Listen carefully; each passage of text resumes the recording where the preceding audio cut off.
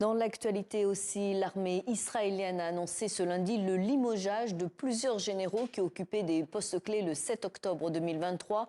Pour en parler, on retrouve Stéphane Amar, notre correspondant à Jérusalem. Bonjour Stéphane, pourquoi le Bonjour. gouvernement israélien fait le grand ménage ? Bien, il y a une véritable volonté ici en Israël de désigner les responsables de ce fiasco du 7 octobre. Alors on se souvient bien sûr que l'armée israélienne avait été surprise. D'abord, la frontière était très peu gardée ce matin-là. Ensuite, l'armée a mis beaucoup de temps à réagir, notamment l'armée de l'air.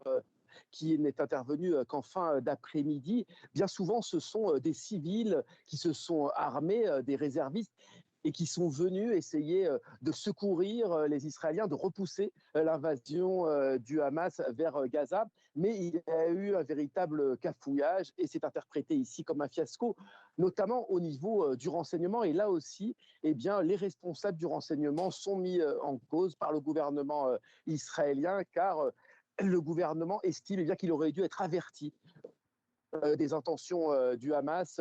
Les chefs des services de renseignement avaient eux-mêmes reçu des informations de leur base, des observatrices qui regardaient les mouvements de la bande de Gaza, mais également des services de renseignement à l'intérieur de la bande de Gaza, et ils n'ont pas pris son gouvernement les mesures adéquates, d'où les sanctions qui commencent à pleuvoir sur la hiérarchie militaire. Le Premier ministre israélien Benjamin Netanyahou est aussi accusé par l'opposition de vouloir échapper à ses responsabilités.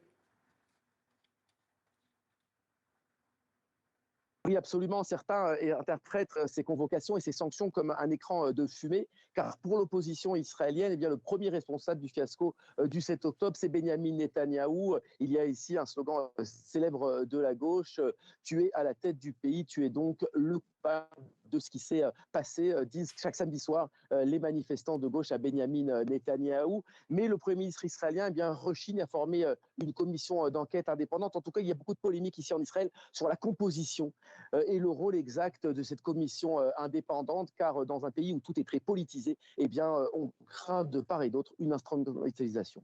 Merci Stéphane Amar pour ces précisions depuis Jérusalem.